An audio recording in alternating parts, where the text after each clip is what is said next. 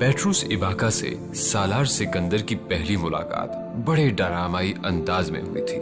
اسے کانگو میں آئے تقریباً 1 سال ہونے والا تھا جب لاموکو نامی جگہ کو اپنی ٹیم کے ساتھ وزٹ کرتے ہوئے پیٹروس ایباکا کا تقریباً 2 درجن کے قریب پگمیز پستہ قد لوگوں کے ساتھ اچانک وہاں آ گیا تھا، جہاں سالار اور اس کی ٹیم کے لوگ اپنی گاڑیوں سے اتر کر اس علاقے کا جائزہ لے رہے تھے، جسے کچھ عرصہ پہلے ہی ایک یورپین ٹمبر کمپنی کو لیز پر دیا گیا تھا۔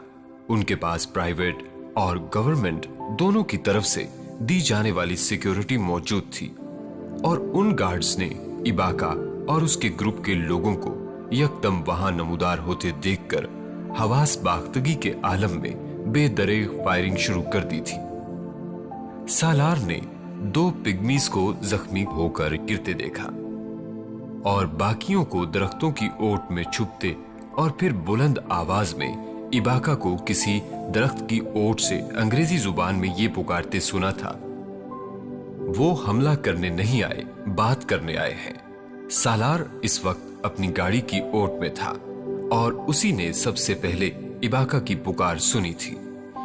سالار کی ٹیم کے ساتھ موجود گارڈز اندھا دھند فائرنگ کرتے ہوئے تب تک ٹیم کے تمام افراد کو گاڑیوں میں پہنچا چکے تھے، ماں سوائے سالار سکندر کے۔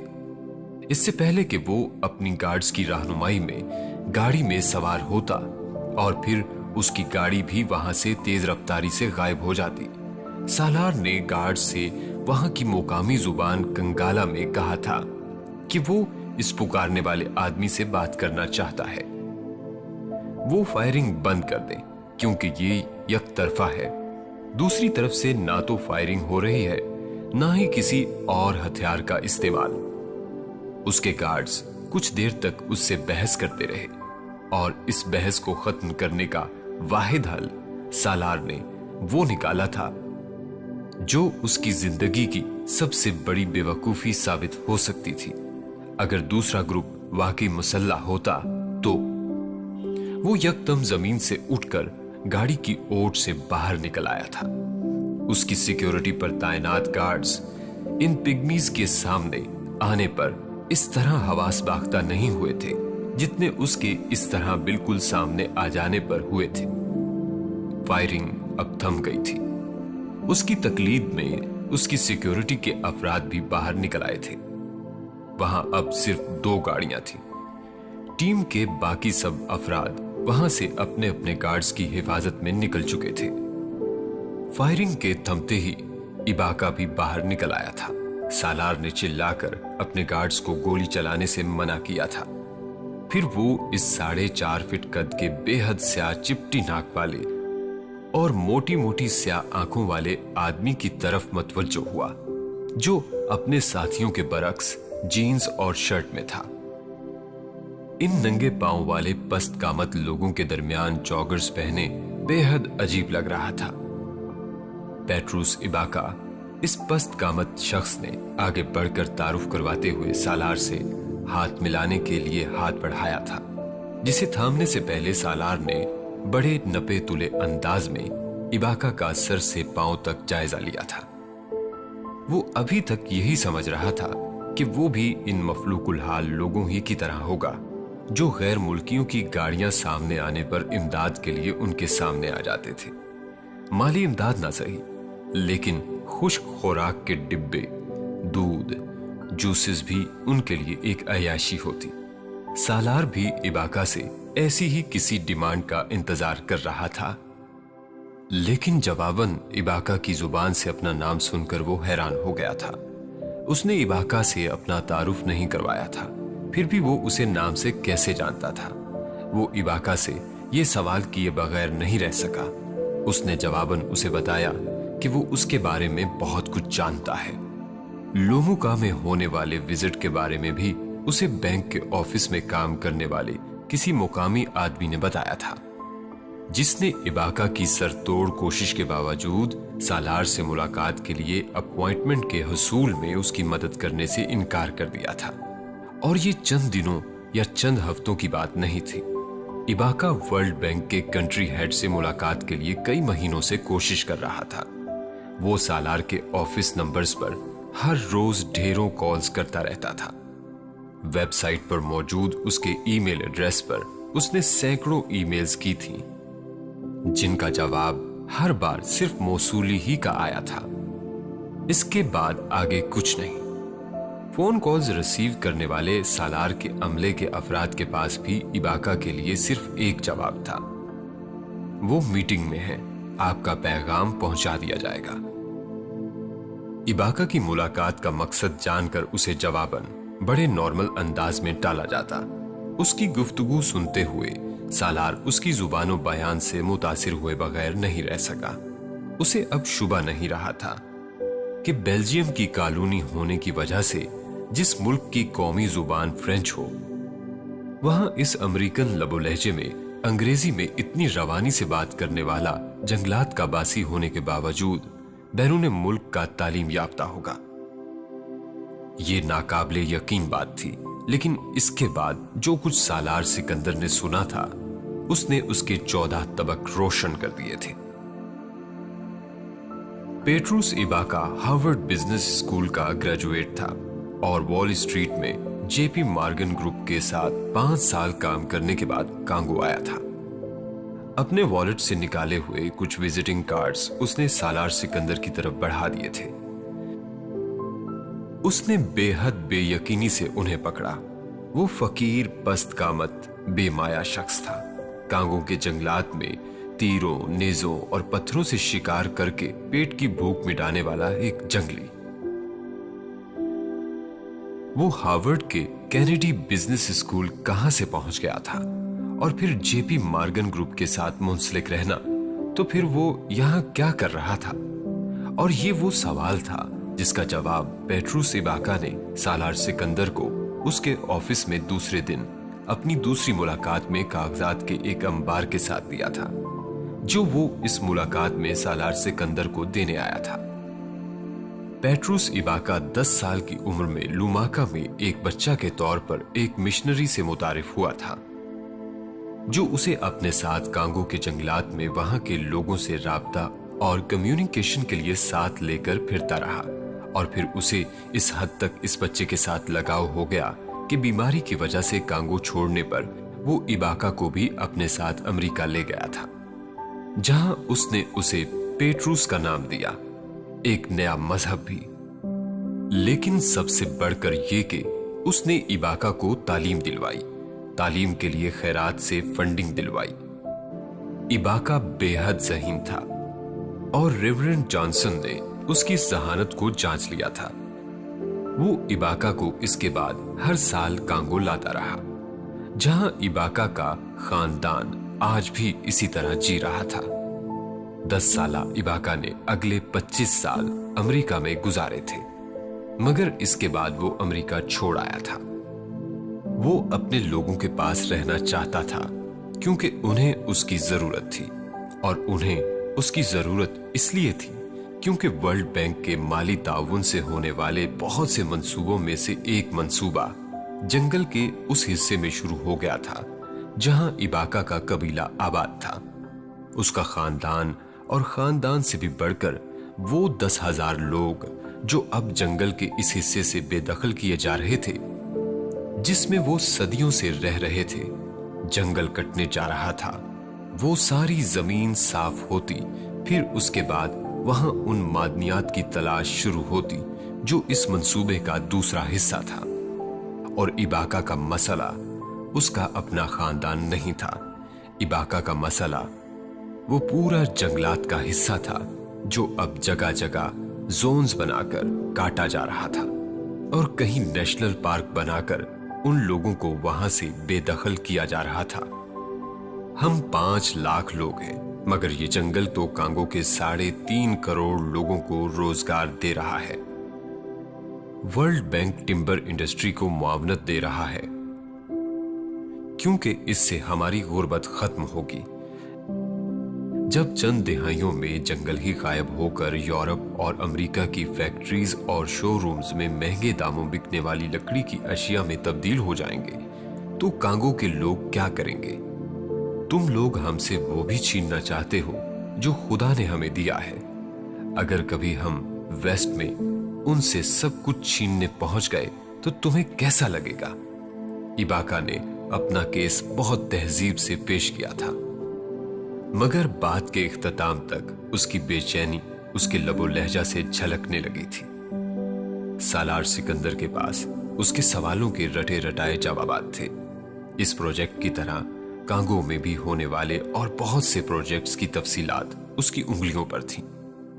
वो वहां वर्ल्ड बैंक का कंट्री हेड था और यह मुमकिन नहीं था कि इन प्रोजेक्ट्स की अहमियत और फिजिबिलिटी रिपोर्ट्स के बारे में उसे पता ना होता।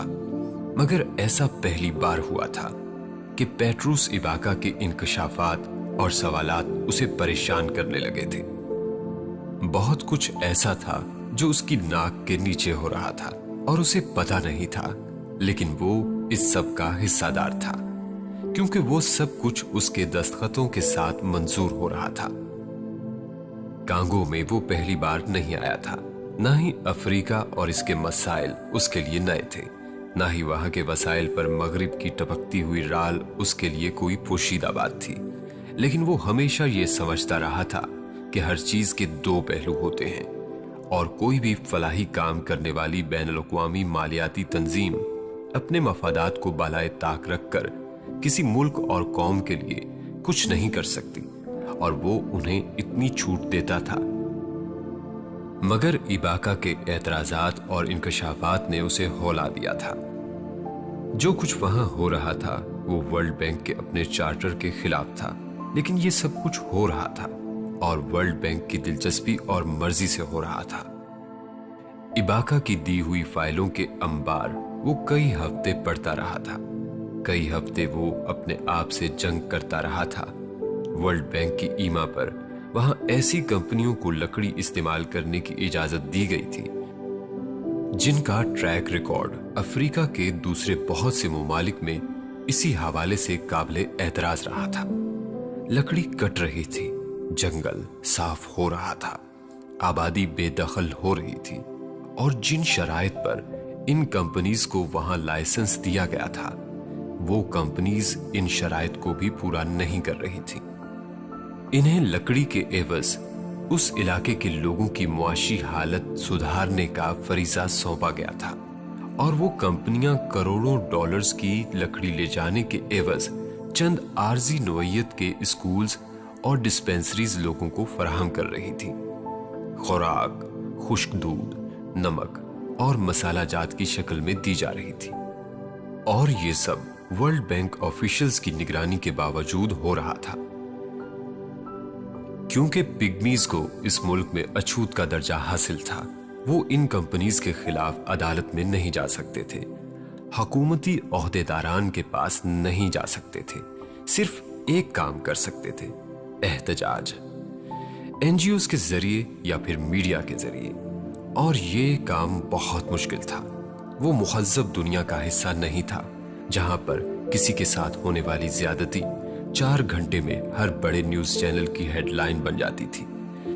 वो अफ्रीका था जहां पर ऐसी ज्यादती तशद्दुद के जरिए ही दबा दी जाती थी।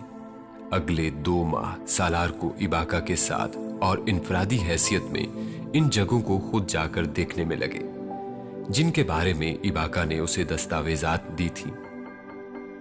फिर उसे ये अंदाजा हो गया था कि वो दस्तावेजात और इनमें पाई जाने वाली मालूमात बिल्कुल ठीक थी। ज़मीर का फैसला बहुत आसान था। जो कुछ हो रहा था वो गलत था और वो इसका हिस्सा नहीं बनना चाहता था। लेकिन मुश्किल ये थी कि वो अब क्या करे। एक इस्तीफा देकर इस सारी सूरत हाल को इसी तरह छोड़कर निकल जाता, और उसे यकीन था ऐसी सूरत में जो कुछ वहां चल रहा था वो चला ही रहता, या फिर वो वहां होने वाली बेज़ाब्तगियों पर आवाज बुलंद करता। बेज़ाब्तगी एक बहुत छोटा लफ्ज था। जो कुछ वर्ल्ड बैंक वहां कर रहा था वो इखलाकियात और इंसानियत की धज्जियां उड़ाने के बराबर था। अफ्रीका में इबाका से मिलने के बाद जिंदगी में पहली बार सालार ने नबी करीम सल्लल्लाहु अलैहि वसल्लम के आखिरी खुतबे के इन अल्फाज को समझा था कि किसी काले को गोरे पर और किसी गोरे को काले पर कोई सबकत हासिल नहीं। वो हमेशा इन अल्फाज को सिर्फ जात, बरादरी और ऊंच नीच के हवाले से देखता था। वो पहली दफा इस स्याफाम आबादी का हाल और इस्तेहसाल देख रहा था जो दुनिया के एक बड़े खित्ते पर बसती थी, मादनियात और कुदरती वसाइल से माला माल खित्ता, और फिर इस गोरी आबादी की ज़हनी पसमानदगी और हवस देख रहा था जिसका वो भी हिस्सा था, और उसे खौफ महसूस हुआ था। क्या नबी करीम सल्लल्लाहु अलैहि वसल्लम के अल्फाज आने वाले जमानों के हवाले से इसी खित्ते और इसी स्याफाम आबादी के हवाले से कोई पेशगोई थी, या कोई तंबीह जिसे सिर्फ सफेद फाम लोग ही नहीं मुसलमान भी नजरअंदाज किए हुए थे। सदियों पहले गुलामी का जो तौक स्याह फामों के गलों से हटा लिया गया था, 21वीं सदी के मुहज्जब जमाने में अफ्रीका में इस्तेमारियत ने वो तौक एक बार फिर डाल दिया था, और इन्हीं स्याफाम पस्त कामत लोगों में से एक पेट्रूस इबाका था जो अमेरिका जैसे तरक्की याफ्ता मुल्क में अपनी जिंदगी के 25 साल गुजारने के बाद भी वहां से इस स्याह दौर में लौट आया था, सिर्फ अपने लोगों की बका के लिए। बका के लफ्ज का मफहूम सालार सिकंदर ने पेट्रूस इबाका से सीखा था, और इस बकाए बाहमी के लिए क्या क्या कुर्बान किया जा सकता था वो इबाका से ही सीख रहा था। जिंदगी में उसे तकवा का मतलब भी उसी शख्स ने समझाया था जो मुसलमान नहीं था, वो तकवा जिसका जिक्र आखिरी खुतबे में था और जिसको फजीलत हासिल थी। रंग, नस्ल, जात पात, हर उस दुनियावी शय से जिसे बरतर समझा जाता था, पेट्रूस इबाका को अल्लाह का खौफ था। लादीन से कैथोलिक और कैथोलिक से फिर लादीन होने के बावजूद अल्लाह से डरता था, इसे मानता था, इसकी इबादत करता था और इससे मांगता भी था, लेकिन वो ये काम किसी गिरजे, मंदिर या मस्जिद में नहीं करता था। कांगो में अपने लोगों के साथ इंसानियत से गिरा हुआ सलूक होने के बावजूद वो इंसानियत का दर्द रखता था, ईमानदार था और इखलाकी बुराइयों से बचा हुआ था। मगर पेट्रूस इबाका की सबसे बड़ी खूबी ये थी कि वो तरगीबात को खुदा खौफी की वजह से छोड़ता था। वो नफ्स परस्त नहीं था, वो तमाज़दा भी नहीं था, और सालार सिकंदर बहुत बार उसे समझ नहीं पाता था। इबाका बिलाशुबा गैर मामूली इंसान था, और वो अगर सालार सिकंदर को मुतासिर कर रहा था तो वो किसी भी इंसान को कर सकता था। वो दुनिया के दो ज़हीन तरीन इंसानों का आमना सामना था। ये कैसे मुमकिन था कि एक मुतासिर होता, दूसरा नहीं? सालार सिकंदर, मैं अपनी जिंदगी में तुमसे ज्यादा काबिल और ज़हीन इंसान से नहीं मिला। इबाका ने 1 महीने के बाद सालार के साथ होने वाली कई मुलाकातों के बाद जैसे उसके सामने एतराफ किया था। सालार सिर्फ मुस्कुराकर रह गया था। मैं खुद इंटरनेशनल ऑर्गेनाइजेशंस में काम कर चुका हूं और मैं इनमें काम करने वाले बहुत अफराद से मिल भी रहा हूं, लेकिन तुम उन सब में मुख्तलिफ हो। मुझे यकीन है तुम मेरी मदद करोगे।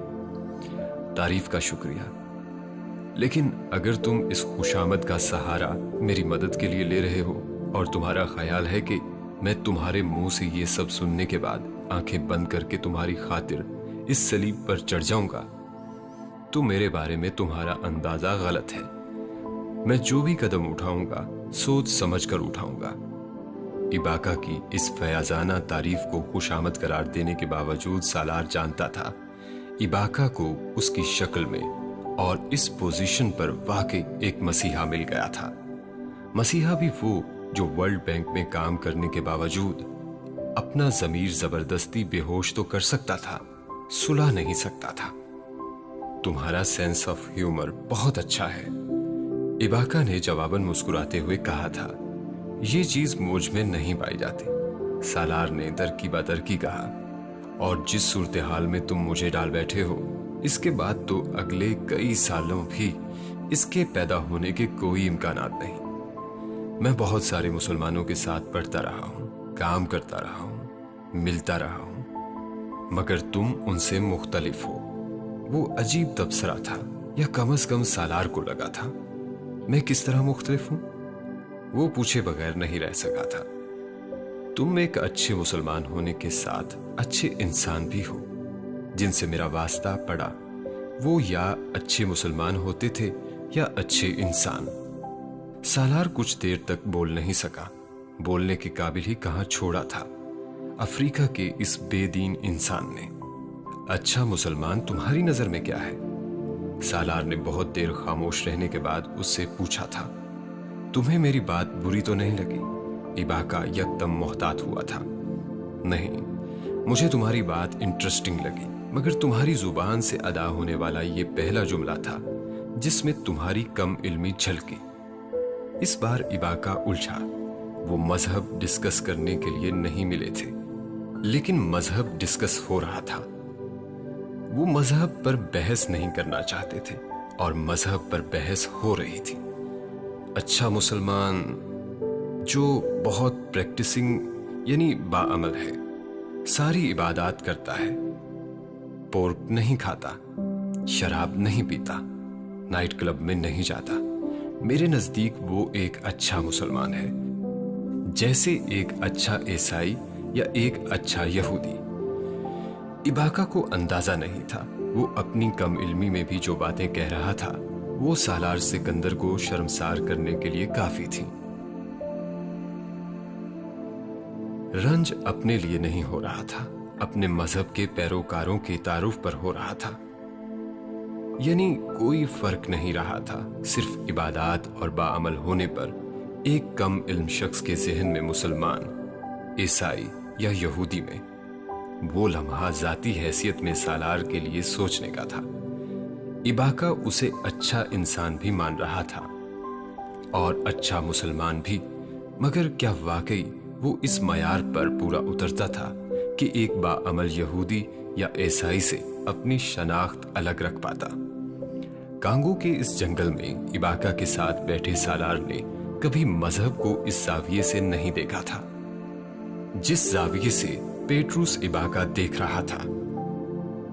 ये बदकिस्मती की बात है या सिर्फ इत्तेफाक कि मुझे अपनी जिंदगी में कभी अच्छे मुसलमान, अच्छे ईसाइयों या अच्छे यहूदियों से अच्छे तजुर्बात नहीं हुए। वो मुझे कभी मुतासिर नहीं कर सके, और जिन्होंने मुतासिर किया और जिन्हें मैं आज तक अच्छे इंसानों की फहरिस्त में रखता हूं, वो कभी मजहबी नहीं थे, बाअमल नहीं थे। रेवरेंड जॉनसन के बारे में तुम्हारा क्या ख्याल है? सालार ने बेसाख्ता कहा। वेल, इबाका कहकर मुस्कुराया था। उनके मुझ पर बहुत एहसानात हैं, लेकिन वो कभी मेरे आइडियल नहीं बन सके। क्यों? वो सवालों जवाब सालार को अजीब लुत्फ दे रहे थे। इन एहसानों की एक कीमत थी। वो मुझे क्रिश्चियन बनाना चाहते थे। जब मैंने वो मजहब इख्तियार कर लिया तो फिर उन्होंने वो सारे एहसानात एक क्रिश्चियन बच्चे पर किए। एक इंसान के तौर पर सिर्फ इंसान समझकर तो उन्होंने मेरे लिए कुछ नहीं किया।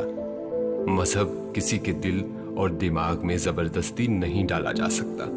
मैं यूनिवर्सिटी जाने तक चर्च जाता रहा, फिर नहीं गया। इबाका मध्यम आवाज में कह रहा था। शायद उसे रेवरेंड जॉनसन को मायूस करने पर अफसोस भी था और पछतावा भी। मैंने थोड़ा बहुत सब मजाहिब का मुताला किया है, सब अच्छे हैं, लेकिन पता नहीं जो इंसान इन मजाहिब का पैरोकार हो जाता है वो अपनी अच्छाइयां क्यों खो बैठता है। तुम्हें लग रहा होगा मैं फिलोसफर हूं। इबाका को बात करते करते एहसास हुआ था सालार बहुत देर से खामोश था। उसे लगा वो शायद उसकी गुफ्तगू में दिलचस्पी नहीं ले रहा था। नहीं, इतना फिलोसफर तो मैं भी हूं, सालार ने मुस्कुराकर कहा। तुम अमेरिका से यहां वापस कैसे आ गए? सालार ने उससे वो सवाल किया जो उसे अक्सर उलझाता था। एक चीज जो मैंने रेवरेंड जॉनसन से सीखी थी वो अपने लोगों के लिए ईसार था, अपनी जात से आगे किसी दूसरे के लिए सोचना। अमेरिका बहुत अच्छा था, वहां मेरे लिए मुस्तकबिल था, लेकिन सिर्फ मेरा मुस्तकबिल था। मेरी कौम के लिए कुछ नहीं था। मैं कांगो का पस्त कामत हकीर से अफाम था, और मैं अमेरिका में भी कांगो पिग्मी का ही रहा। लेकिन मैं कांगो में कुछ और बनने का ख्वाब लेकर आया हूं, इबाका कह रहा था। और वो क्या है? सालार को फिर तजस्सुस हुआ था कांगो का सदर बनने का। सालार के चेहरे पर मुस्कुराहट आई। तुम हंसे नहीं, इबाका ने जवाबन कहा था। तुमने कोई ऐसी बात नहीं की कि मैं हंस पड़ूं। हार्वर्ड कैनेडी स्कूल से पढ़ने के बाद तुम्हें इतने ही बड़े ख्वाब देखने चाहिए। इबाका उसकी बात पर मुस्कुरा दिया था। वो महीने सालार के लिए बेहद परेशानी के थे। क्या करना चाहिए और क्या कर सकता था के दरमियान बहुत फासला था। वो इबाका की मदद ना भी करता तब भी वो जितनी जांफिशानी से वो अपने हकूक की जंग लड़ रहा था, सालार को यकीन था जल्द या बदेर वर्ल्ड बैंक के चेहरे पर कालक मलने वाला एक बहुत बड़ा स्कैंडल आने वाला था। हिफाजती इक़दामात का वक्त अब गुजर चुका था। पेट्रूस इबाका सिर्फ कंगाला या स्वाहिली बोलने वाला एक पस्त कद स्याह फाम नहीं था जिसे कांगो के जंगलात तक महदूद किया जा सकता। वो अमेरिका में अपनी जिंदगी का एक बड़ा हिस्सा गुजारने वाला शख्स था जिसके कॉन्टैक्ट्स थे। वो राब्ते वक्ती तौर पर अगर वो उसके काम नहीं भी आ रहे थे तो भी उससे इबाका कमजोर नहीं पड़ा था, बल्कि कई हवालों से वो ज्यादा ताकतवर बनकर उभरा था। वो सिर्फ पिग्मीज की आवाज नहीं रहा था, बल्कि बांटो कबीले के बहुत से अफराद की आवाज भी बन चुका था। वो पिग्मीज की तरह जंगलात पर इन्हसार करते थे। अगला कोई कदम उठाने से पहले ही इबाका के साथ उसका मेल जोल उन लोगों की नजरों में आ गया था जिनके मफादात वर्ल्ड बैंक के जरिए पूरे हो रहे थे। सालार पर नजर रखी जाने लगी थी, और इससे पहले कि उसके खिलाफ कोई कार्रवाई होती, इंग्लैंड के एक अखबार ने पेट्रूस इबाका की फराहम की गई मालूमात की तहकीक करने के बाद कांगो के पिग्मीज और वर्ल्ड बैंक के कांगो के बारानी जंगलात में होने वाले प्रोजेक्ट्स के बारे में एक कवर स्टोरी की थी, जिसमें वर्ल्ड बैंक के किरदार के हवाले से बहुत सारे एतराजात उठाए गए थे। वॉशिंगटन में वर्ल्ड बैंक के हेडक्वार्टर में जैसे हलचल मच गई थी। वर्ल्ड मीडिया में इस मामले की रिपोर्टिंग और कवरेज को दबाने की कोशिश की गई थी, मगर इससे पहले ही यूरोप और एशिया के बहुत सारे मुमालिक के मुमताज अखबारात इस आर्टिकल को रीप्रिंट कर चुके थे, और वर्ल्ड बैंक के अंदर मची वो हलचल उस वक्त अपने अरूज पर पहुंच गई थी जब सालार सिकंदर की तरफ से हेड ऑफिस को कांगो में चलने वाले इन प्रोजेक्ट्स के हवाले से एक तफसीली ईमेल की गई, जिसमें उसने मुख्तलिफ माहौलियाती इदारों से मिलने वाला डेटा भी मुंसलिक किया था, जो इन जंगलात की इस तरह कटाई को एक बड़े माहौलियाती अदम तवाजुन का पेश खैमा करार दे चुके थे। एक इंसानी अलमिया के अलावा उसका वो खत बैंक के आला ओहदेदारान के लिए शदीद परेशानी का बायस बना था, और यही वो वक्त था जब सालार सिकंदर को नामालूम जराए की तरफ से धमकियों का आगाज हुआ था। वो प्रोजेक्ट्स जो उन्हें चलाने वाली कंपनियों को अरबों डॉलर्स की आमदनी दे रहे थे, बैंक के अपने कंट्री हेड की मुखालिफत का बायस बनते तो वो कंपनीज और उनके पीछे खड़ी बैनुल-अक़वामी ताकतें खामोश तमाशाई नहीं बनी रह सकती थी। कोई आम सूरत हाल होती तो उस वक्त तक सालार सिकंदर से इस्तीफा लेकर उसे बड़े हतक आमेज तरीके से मुलाजमत से फारिग किया जा चुका होता, मगर इस वक्त उसका इस्तीफा इंटरनेशनल मीडिया के तजस्सुस को और उभार देता। वो तूफान जो अभी चाय के कप में आया था वो उससे बाहर आ जाता। इस ईमेल का जवाब सालार सिकंदर को एक तंबीह की सूरत में दिया गया था, जो सादा लफ्जों में खामोश हो जाने की ताकीद थी और सालार के लिए गैर मुतवक्को नहीं थी। बैंक ने ना सिर्फ इस ईमेल में होने वाले उसके तज्जिये को नापसंद किया था, बल्कि पेट्रूस इबाका की फराहम की जाने वाली बुनियाद पर गार्डियन में शाया होने वाली कवर स्टोरी का मलबा भी उसके सर डालते हुए उसे इबाका और उस कवर स्टोरी में इस्तेमाल होने वाली मालूमात का जरिया करार दिया गया था। ये इल्जाम सालार सिकंदर के प्रोफेशनल काम पर एक धब्बे के मुतरादिफ था। पेट्रोस इबाका से हमदर्दी रखने, मुतासिर होने और मेल जोल के बावजूद सालार ने उससे बैंक की किसी इंफॉर्मेशन या दस्तावेज की बात कभी नहीं की थी। इबाका ने सारी मालूमात या दस्तावेजात कहां से ली थी, वो इबाका के अलावा और कोई नहीं जानता था। इस तंबी के जवाब में सालार ने बैंक को अपने इस्तीफे की पेशकश की थी। उसे अब यह महसूस हो रहा था कि उसे मॉनिटर किया जाता था। उसकी फोन कॉल्स टेप हो रही थी और उसकी ईमेल्स हैक हो रही थी। दिनों में उसके ऑफिस का माहौल तब्दील हो गया था। उसने बैंक की नाराजगी और हिदायत के बावजूद इबाका से ना तो अपना मेल जोल खत्म किया था, ना ही राबिता खत्म किया था। इस्तीफा की पेशकश के साथ उसने बैंक को कांगो में चलने वाले जंगलात प्रोजेक्ट के खिलाफ अपनी तफसीली रिपोर्ट भी भेज दी थी, जो सालार सिकंदर की अपनी तहकीकात और मालूमात की बुनियाद पर थी, और तवक्को के मुताबिक उसे वॉशिंगटन तलब कर लिया गया था। इमामा को इस सारी सूरत हाल के बारे में कुछ इल्म नहीं था। वो उम्मीद से थी और सालार उसे इस टेंशन का हिस्सादार बनाना नहीं चाहता था जिससे वो खुद गुजर रहा था। सब कुछ ठीक है सालार। वो इस रात सालार की पैकिंग कर रही थी। जब पैकिंग करते उसने अचानक सालार से पूछा था। वो अपना ब्रीफकेस तैयार कर रहा था। हाँ यार, तुम क्यों पूछ रही हो? सालार ने उससे जवाबन पूछा। तुम वाशिंगटन क्यों जा रहे हो? वो अपने खदशों को किसी मुनासिब सवाल की सूरत में नहीं ढाल सकी थी। मीटिंग है और मैं तो अक्सर आता जाता रहता हूं, कहीं ना कहीं। इस बार तुम्हें इस तरह के सवाल क्यों पूछने पड़ रहे हैं? अपना ब्रीफकेस बंद करते हुए उसने इमामा से कहा था। पहले कभी तुम इतने परेशान नहीं लगे। बात पर चंद लम्हे बोल नहीं सका।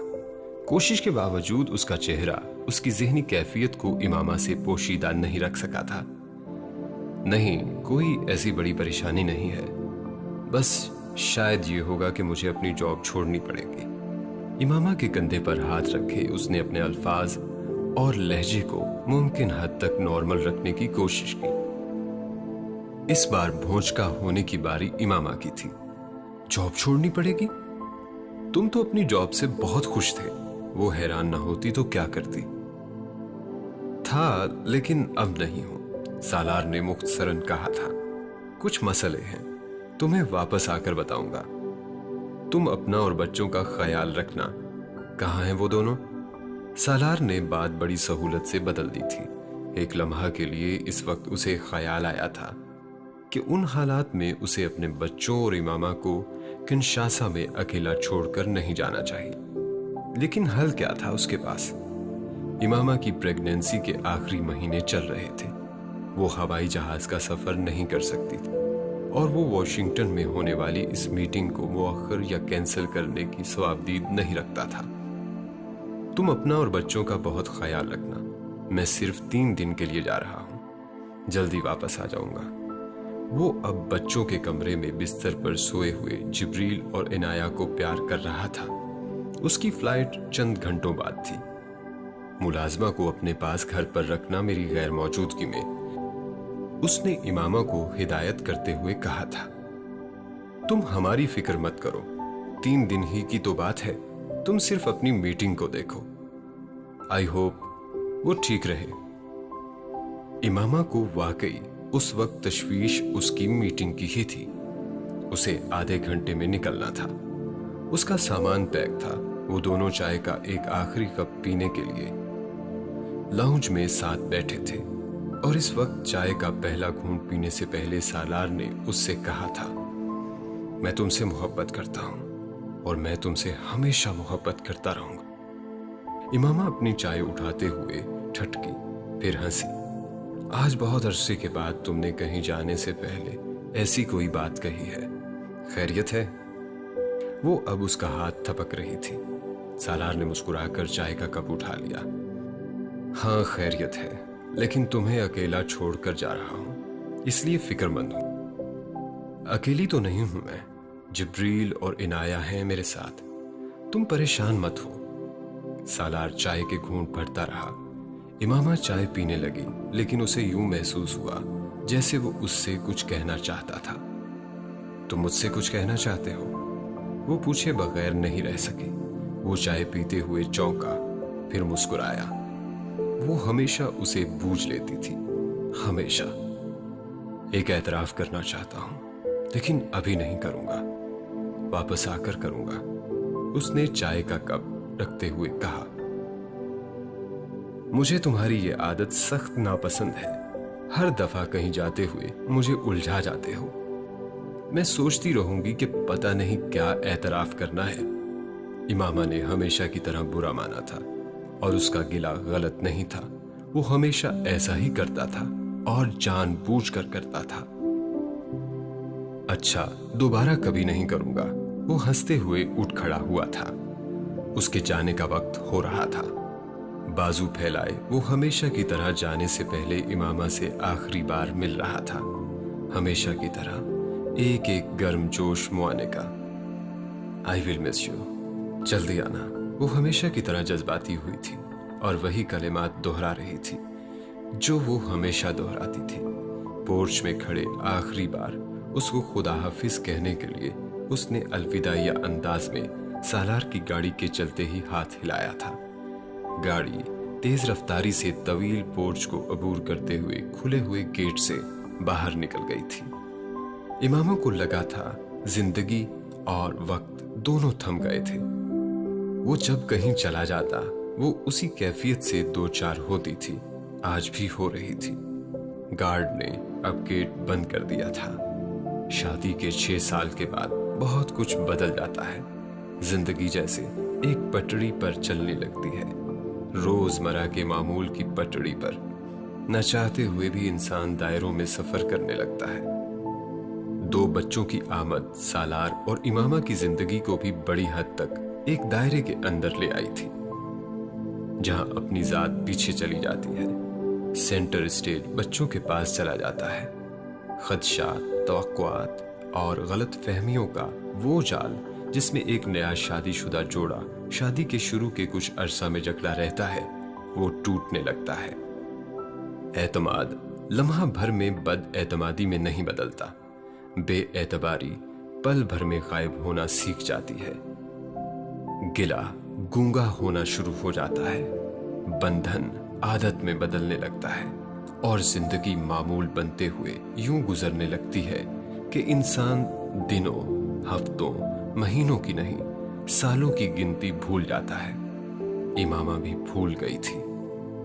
पीछे पलटकर वो देखना नहीं चाहती थी, क्योंकि पीछे यादें थीं, और यादें ऑक्टोपस बनकर लिपट जाने की खासियत रखती थीं। पीछे अब कुछ रहा भी नहीं था, और जो रह गए थे उनके लिए वो कब की मर चुकी थी। इस बोर्ड रूम का माहौल वैसा नहीं था जैसा सालार ने हमेशा देखा था। संजीदगी हर बोर्ड का हिस्सा होती थी, लेकिन जो उसने इस दिन वहां देखी थी वो संजीदगी नहीं थी, वो सर्द महरी थी। और वो सर्द महरी बोर्ड रूम में बैठे सिर्फ किसी एक या 2 लोगों के अंदाज और हरकतों सकनात से नहीं झलक रही थी। वहां इस बोर्ड रूम में बैठे 7 के 7 लोगों के चेहरों और आंखों में एक जैसी ठंडक और सर्द महरी थी। ऐसी सर्द महरी जो किसी कमजोर आसाब के इंसान को हवास बाख्ता करने के लिए काफी थी। बेतासुर चेहरे, दूसरे के औसान खता कर देने वाली नजरें, किसी दोस्ताना मुस्कुराहट से आरी भिंचे हुए लब, जिन पर अगर कभी कोई मुस्कुराहट आती भी तो वो एक तज़हीक आमेज और तौहीन आमेज खम से ज्यादा कुछ नहीं होता था, जो पल भर रहकर गायब हो जाता था। एक बेज़वी शक्ल की मेज के गिर्द टांगों पर टांगे रखे वो 5 मर्द और 2 औरतें इस काम के माहिर थे जो इस वक्त कर रहे थे। वो वर्ल्ड बैंक के सालार सिकंदर जैसे कई बाज़मीर एम्प्लॉइज का धड़न तख्ता कर चुके थे, जिन्हें जिंदगी में कभी बैठे बिठाए वर्ल्ड बैंक में काम करते करते प्रोफेशनल एथिक्स यानी इखलाकियात का दौरा पड़ता। इंसानियत याद आना शुरू हो जाती। سالار سکندر ان کے سامنے کیا شے تھا؟ کم از کم اس میٹنگ کے آغاز سے پہلے وہ یہی سوچ کر آئے تھے۔ اجتماعی طور پر ان کی حکمت یہ نہیں بھی تھی، تو بھی انفرادی طور پر ان کا طریقہ کار یہی تھا۔ وہ 7 لوگ سالار سکندر کے کریئر کے حوالے سے ایک ایک چیز جانتے تھے اور اتنی ہی معلومات وہ ان کے بارے میں رکھتا تھا۔ ان میں سے کسی کو کسی کے تعارف کی ضرورت نہیں تھی۔ سالار سکندر نے میٹنگ کے آغاز میں اس میٹنگ کی سربراہی کرنے والے ہیڈ کے ابتدائی کلمات بڑے تحمل سے سنے تھے۔ وہ سالار سکندر کی نااہلی، کوتاہیوں اور ناکامیوں کو ڈسکس کر رہا تھا۔ سالار نے باقی 6 لوگوں کی نظریں خود پر جمی محسوس کی۔ وہ ایک چارج شیٹ تھی جو اس پروجیکٹ کا ذکر کرتے ہوئے مائیکل فرینک اس پر لگا رہا تھا۔ سالار بھی اتنے ہی بے تاثر چہرے کے ساتھ ان الزامات کو سنتا رہا۔ اس میٹنگ کا ایجنڈا یہ نہیں تھا، لیکن اس کے باوجود سالار کے لیے وہ سب الزامات غیر متوقع نہیں تھے۔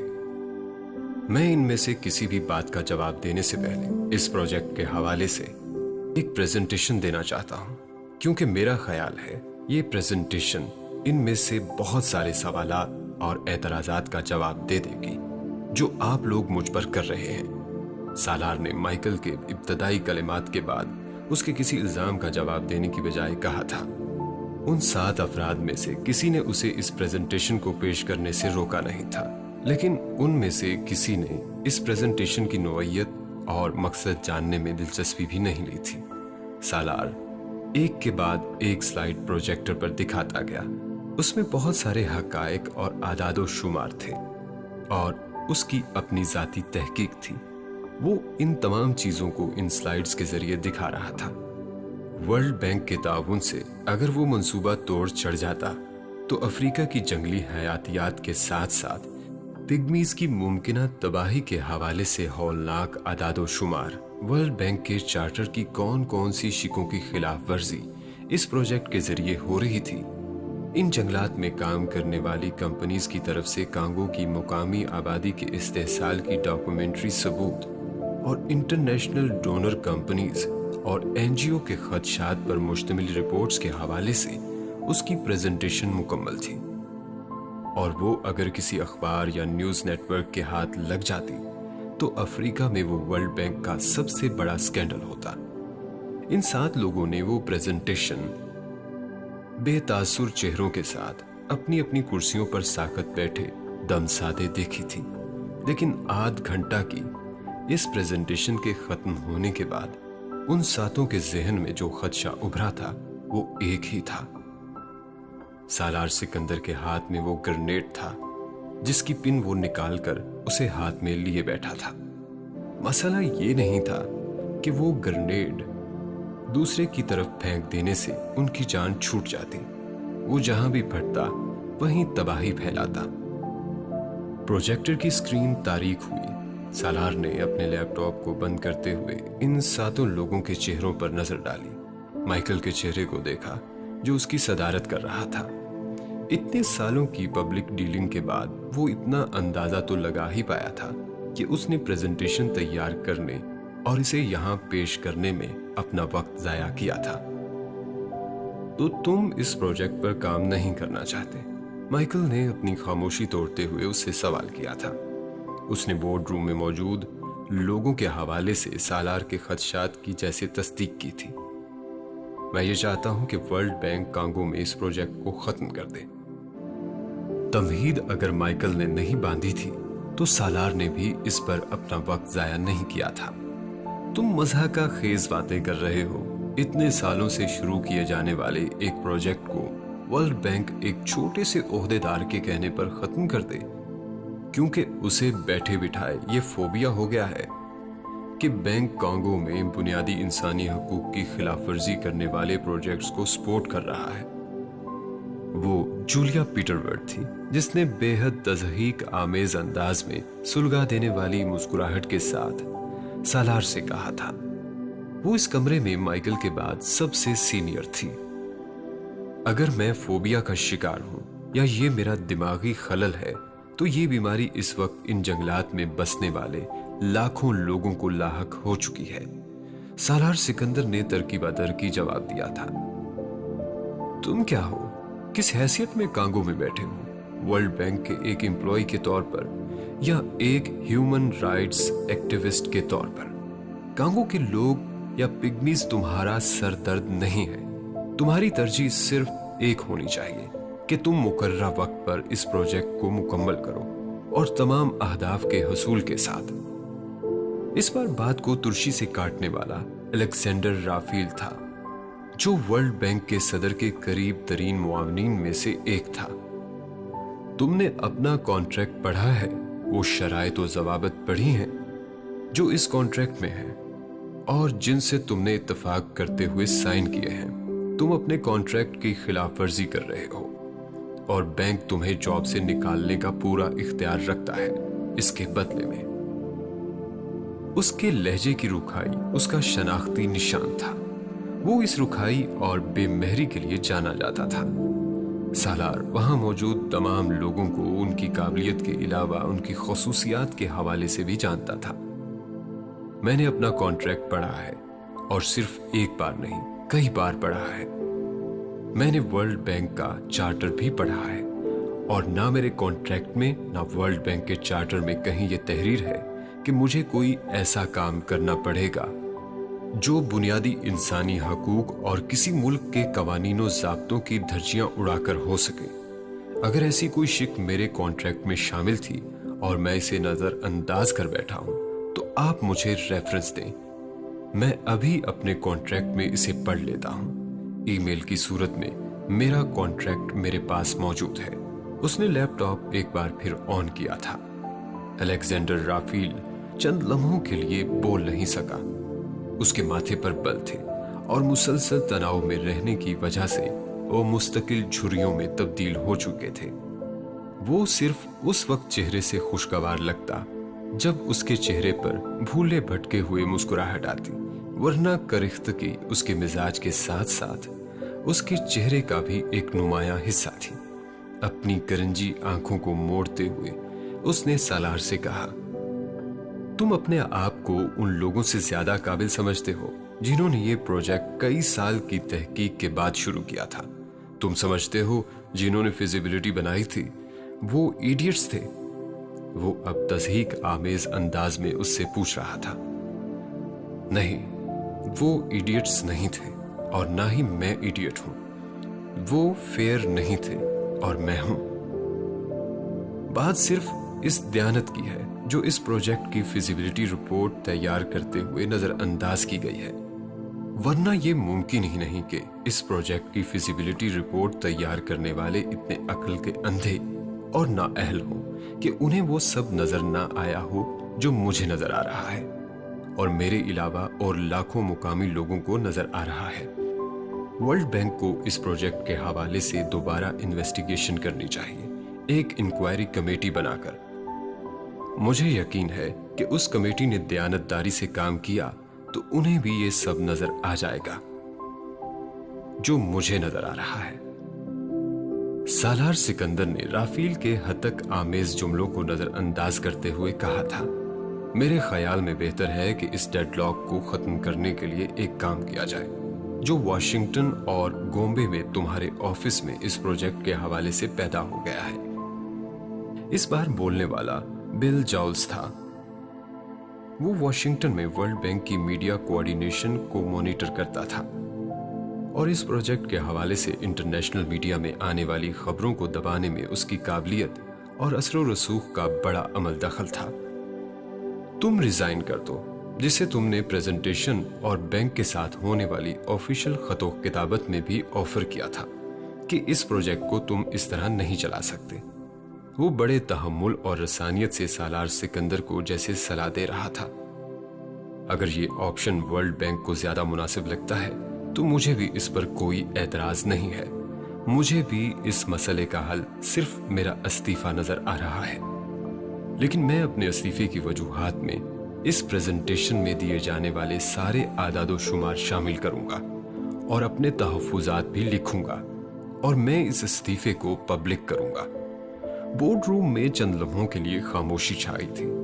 वो बिलाखिर इस एक नुक्ते पर आ गए थे जिस के लिए सालार सिकंदर को कांगो से वॉशिंगटन तलब किया गया था और जो वर्ल्ड बैंक के गले में हड्डी बनकर फंसा हुआ था। बोर्ड रूम में बैठे इन 7 लोगों के पास सिर्फ 2 टास्क थे।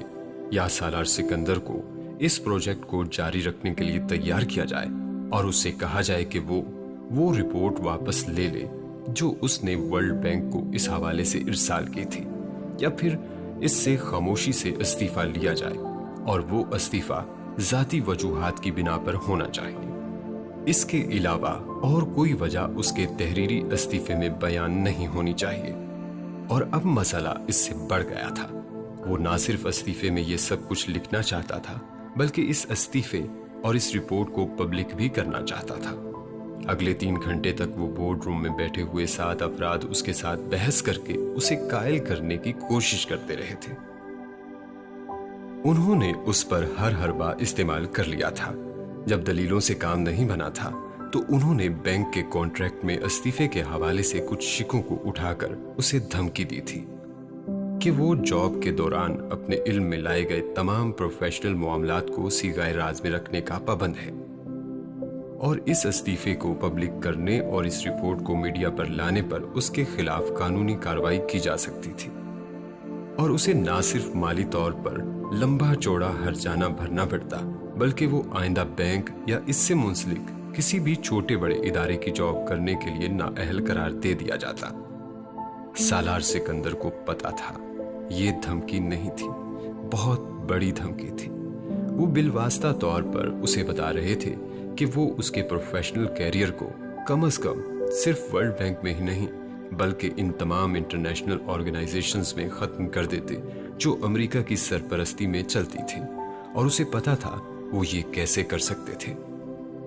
वो अब बैनुल-अक़वामी तौर पर जिस सतह पर काम कर रहा था वहां इसके हवाले से एक छोटी सी कानूनी चाराजोई भी एक इकोनॉमिस्ट फाइनेंशियल तज्जियाकार के तौर पर उसकी साख तबाह करके रख देती।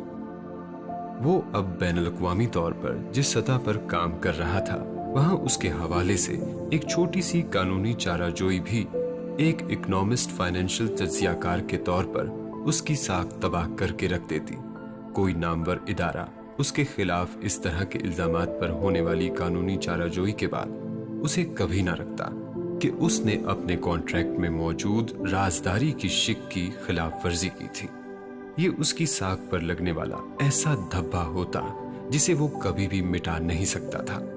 इन 7 लोगों ने उसे ये धमकी भी दी थी कि वर्ल्ड बैंक उसके मातहत कांगो में चलने वाले प्रोजेक्ट्स को नए सिरे से ऑडिट करवाएगा और माली और दूसरी बेज़ाब्तगियों के बहुत से सबूत निकालकर उसे बहुत बेइज्जत तरीके से इस ओहदे से फारिग किया जा सकता था जिस पर वो काम कर रहा था।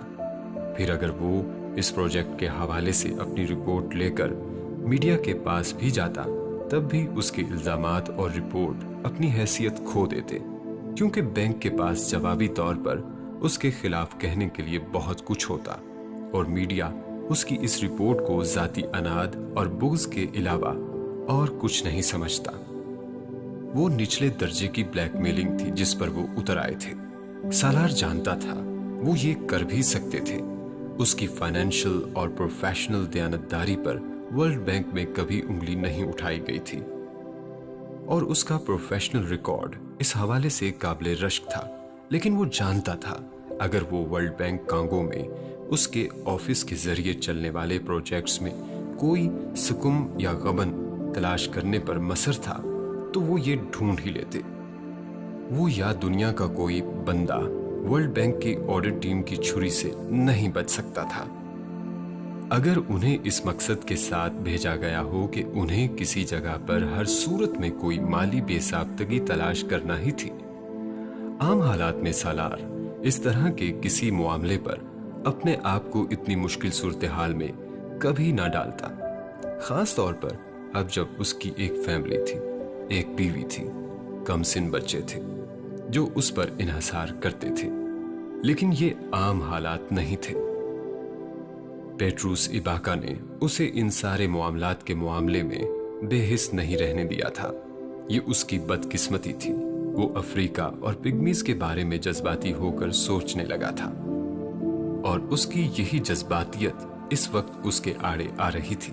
खामोशी से इस मामले पर इस्तीफा देकर इस सारे मामले से अलग हो जाने का मतलब सिर्फ एक था, वो भी उस जुर्म का शरीक-ए-कार होता जो 21वीं सदी की इस तिहाई में कांगो में पिग्मीज के साथ किया गया होता।